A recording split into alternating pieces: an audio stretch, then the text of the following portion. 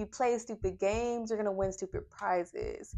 And word on the street, TT, I'm TT, has some restraining orders on her, baby. So tread lightly.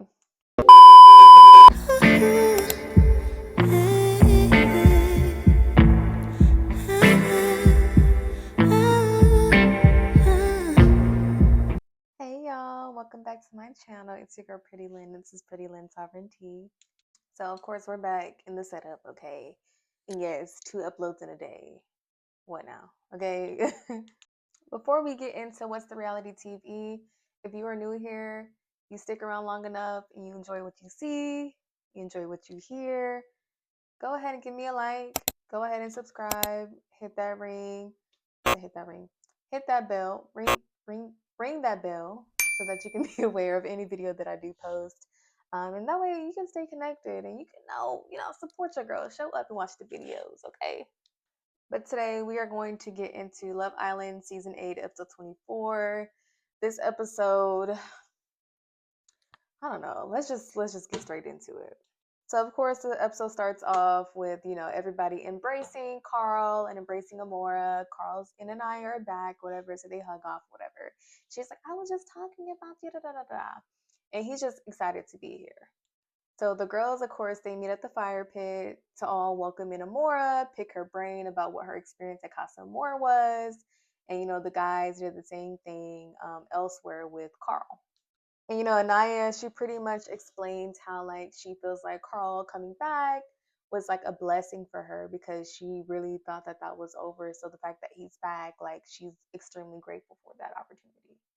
And then the guys, they also have a conversation with Carl and they ask him like, obviously, you were connected with Aniya during Casa. Do you feel like that's something that you're still willing to explore?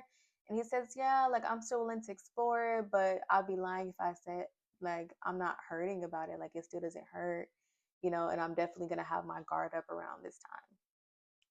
And then the guys, specifically the Casa boys, specifically Dylan, okay? Dylan is a Carl stan, okay? And he was pretty much saying like she's gonna have to put in the work now. Like she's gonna need to be the one making you the breakfast and stuff like that. And like I noticed like during these conversations, like every time like Carl is mentioned or talked about, like Casey just has this weird face. Like, what's wrong with you? Are you all right? You cool? You need that? You need that? Hold on now. Look, I ain't gonna give nothing to you because I am a law-abiding citizen. But if you play stupid games, you're gonna win stupid prizes. And word on the street, I'm TT, has some restraining orders on her, baby. So tread lightly. And then it pans over to Casey being in his little confessional talking about something. I'm ecstatic that Carl's back. Now she can get up off my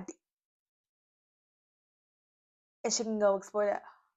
This man could not wait. Oh, so who's happier? Aniya or KC? Who's happier that Carl's back? Actually, let me add one more in there. Dylan. Who's happier? Dylan, Aniya, or Casey? I can't tell. Who's happier that Carl is back at this point? Because what? And then Zach, of course, he asked the messy queen that he is. He asked Sincere, like, hey, how are you feeling about Amora being back in the villa? Like, are you going to be open to exploring her still? Like, what about that? And then Sincere, he does that little weird, nervous laugh or whatever. And he's just like, he doesn't want to be reckless this time around. Oh, really? Now that Melanie's eyes are on you, and it's crunch time now, right? Because y'all been in here more than what y'all have left. So like now it's crunch time. So now you don't care to like do your hall pass or what have they categorize it as once we get later into the episode. Then it pans back over to the fire pit where the girls and Amora are there again. And they keep asking her, so how was your experience at Casa? How were the guys there, And then they pretty much ask her, like, how was your connection with Sincere? Were you surprised with his decision that he made? And she was just saying, like, hey, like, yeah, our connection was pretty good. I wouldn't say I was surprised by it, but I was just a little disappointed by, how things ended.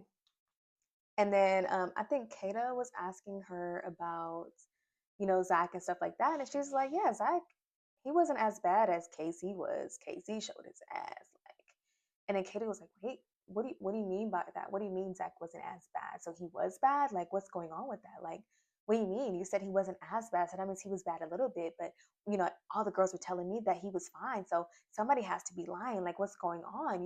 He told me, like, I'm getting one story from him, I'm getting one story from the other girls, and then you're coming in here and saying something different. Kata, sweetie, calm down, my love. Calm down. I don't know what Zach has on that Xoxo, honey, but I promise you, sweetie baby, I promise you it's gonna be okay. Do not let this beans and toast dude drive you over the edge, sweetie. It's gonna be okay. But before Amora got to even answer that question, TT immediately goes up to her, can I pull you for a chat?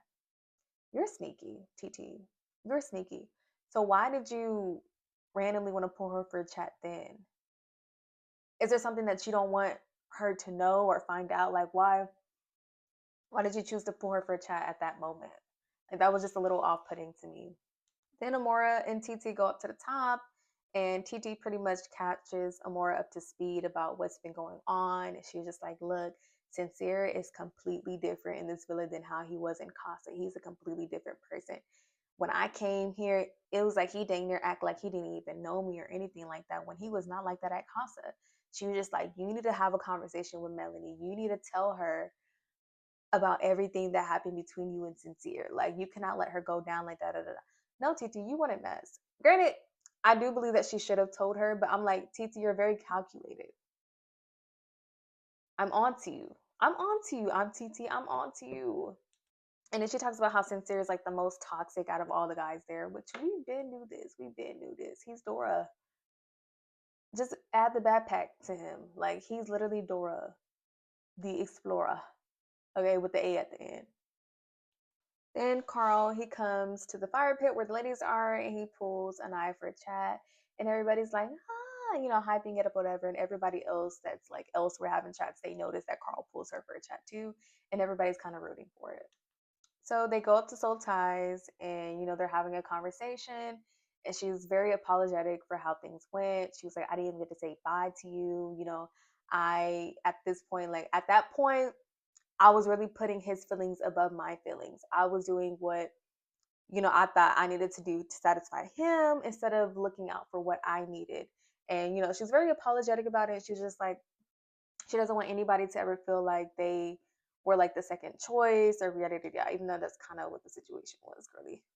And then Carl explains to her, like, hey, like, I understand, whatever. And, me and you had a conversation about that, about you needing to put yourself first. And he was just like, I'm not gonna lie, like, I kind of do have a wall up. So just give me time to ease back into things. But I do have a wall up right now, just, as a way to protect myself because of like what happened, because I am still hurt about it. Every confessional Casey has, he talks about how he's happy that Carl is finally here. Are you? Are you really? Something tells me you're not, for real. Because now you really look like a bad guy. Because the Prince Charming done came in. Then Amora, she pulls Sincere, or she goes up to Sincere, and she's like, hey, he's making like a sandwich or something. He's cooking something. She's like, hey, Sincere, can I pull you for a chat? He's like, oh yeah, just give me 2 minutes. And she's like, no, I kind of want to pull you now. I said, okay, assertive girl. Okay, period. And then he tells Casey to watch his toast or whatever. And he goes to like is it All in the Fields? I think that's what it's called. Whatever. They go somewhere where everybody can see them, and they have a conversation or whatever. And while they're having a conversation, Melanie, she's occasionally like looking, and she has the girls that she's, talking to look as well, watching them the whole time. And she's just like, he's just gonna do what he wants to do. Like, I don't have the energy for it or whatever. And honestly, Melanie, you look extremely drained.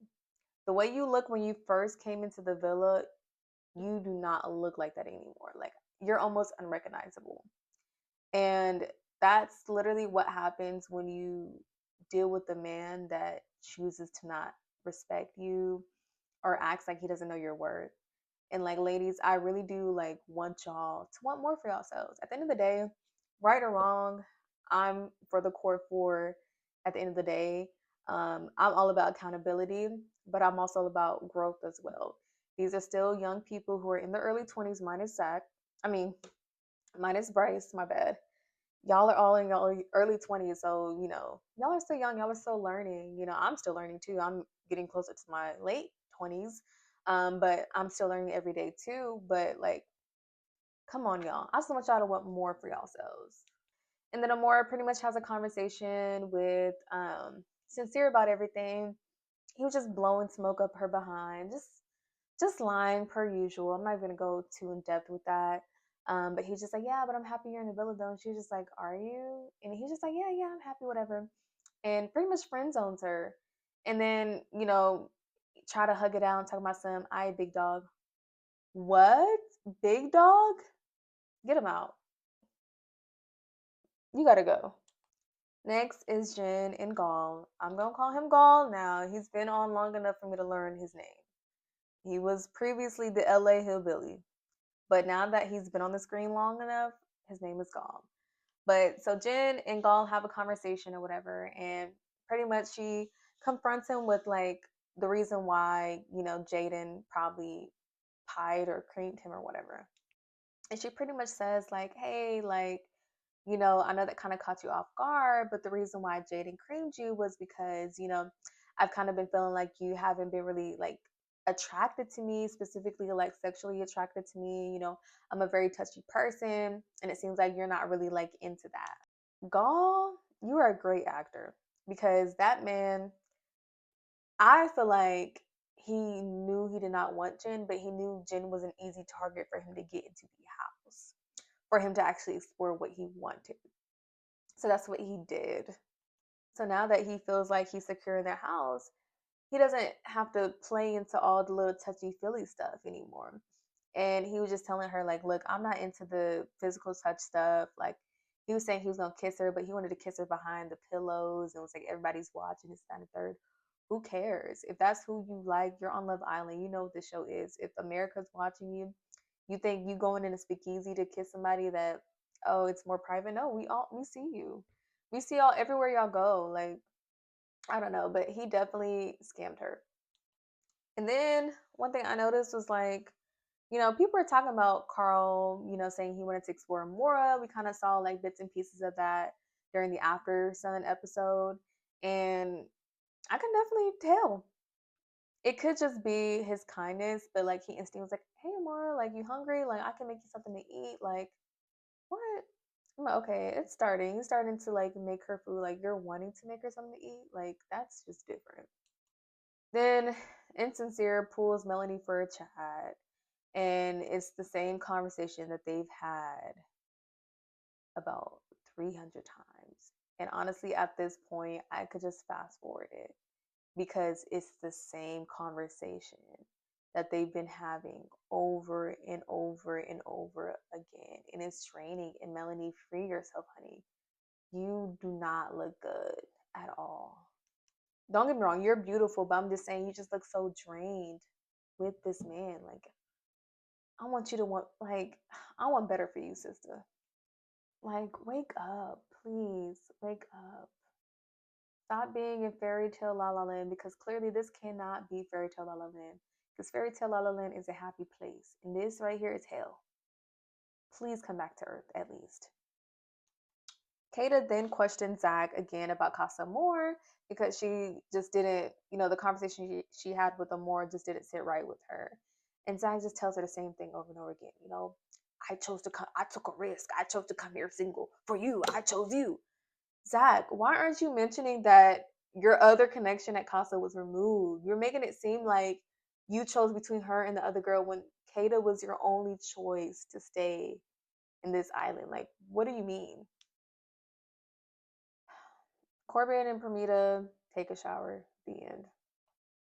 And then while they're in the bed, somebody asked Aniya, like, would you still be willing to talk to KC? Or is that over with? She said, F KC, honestly. I said, ooh, finally.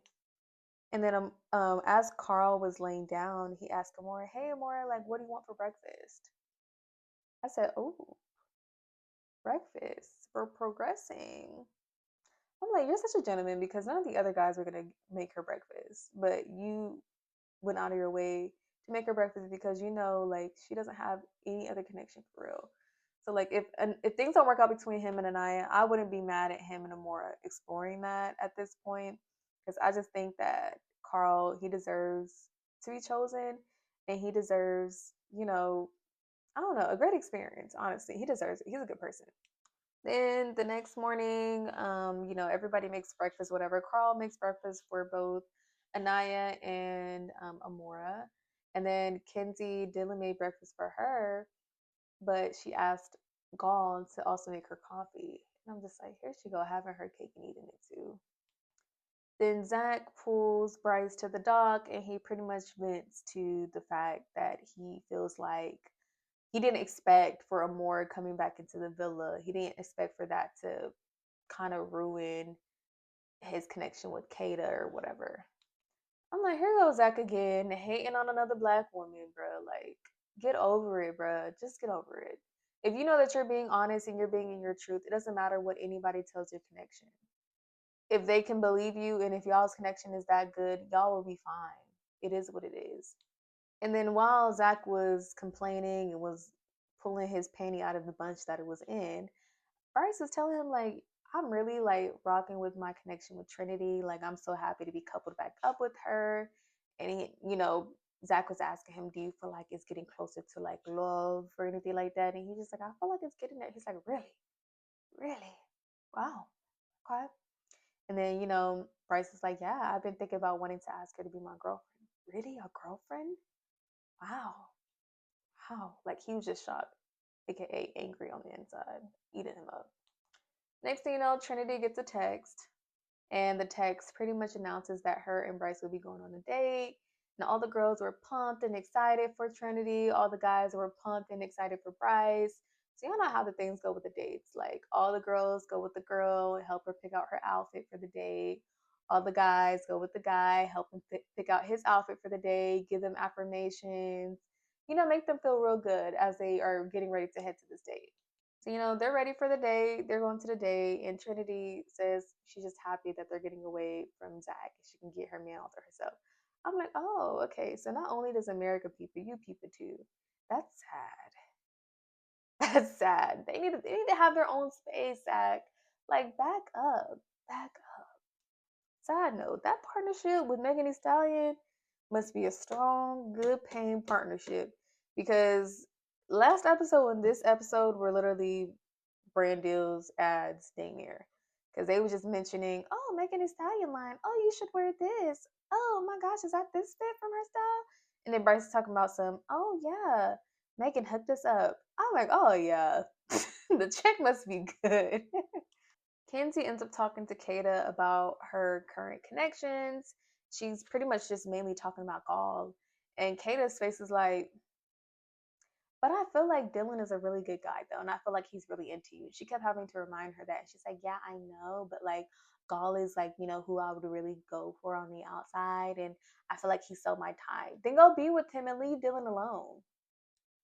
Next, Mel and Amora have a conversation, and honestly, I feel like Mel was she went into this conversation already trying to defend her and Sincere's connection. That's one thing I kind of got off from that. So Mora was really trying to be like, so like, what did he come back and tell you? And she's just like, he was just saying y'all had a good connection, sugarcoating it because it's giving like, when a wife is being cheated on, but they just want to defend their husband and just save face. Like that's the vibes I was getting. But that episode was not episode, but that conversation was short, sweet, and simple, and there's nothing much else to say.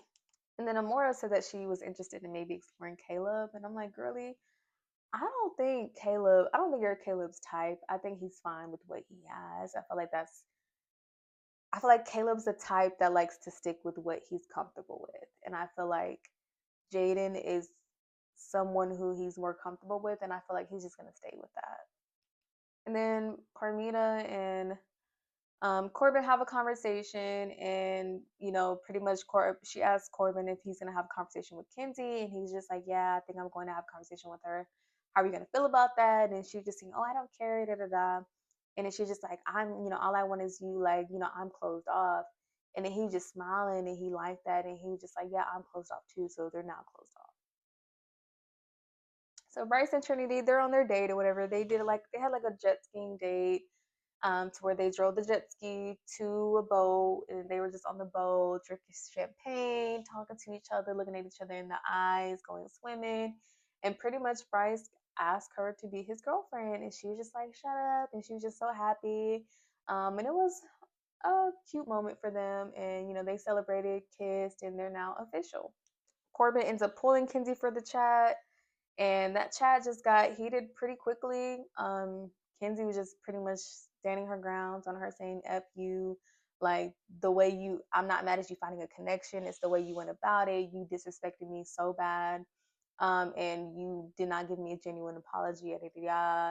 And Corbin was just saying what he needed to say, and he literally found the conversation to be funny. And you can just tell he was trying to hide his laugh. And Permita, the whole time they were having a conversation, she was like internally crashing out. And I'm just like, girl, like, what? I don't know how y'all are going to work on the outside, but for her to act like she's so mature, like, small hints of immaturity just be poking out to the point that I'm just lost. Where's this maturity that you claim to have? Then Parmita, she goes to the Casa girls and Jen. They're sitting there talking, and she tells them like, "Yeah, so guys, I have to tell you something. Me and Corbin are closed off." Crickets. The only person that clapped was Jen, and clearly it wasn't genuine because afterwards Jen was in her confessional talking about some. She thinks it is a little soon, but if that works for them, so be it. I'm like, ugh, how embarrassing. Nobody cares. Fast forward, Trinity, they come back from their date. Of course, the girls take Trinity and the guys take Bryce. They both explain their perspective of the date. And Trinity said, I have two news. I have good news and bad news. The bad news is that we're not closed off. The good news is he asked me to be his girlfriend, and they start cheering, yada yada.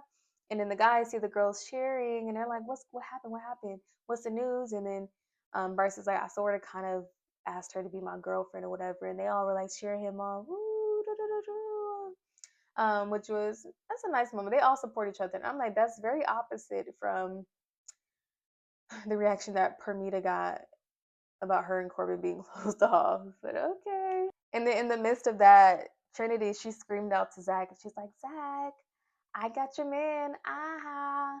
And he's just like, he's still my man. Da, da, da. I thought that was a cute moment, even though I think Zach be for real. But that was a cute moment between them. Gall somewhere told somebody, I forgot who, that he is just not feeling Jen anymore. He doesn't like her that much.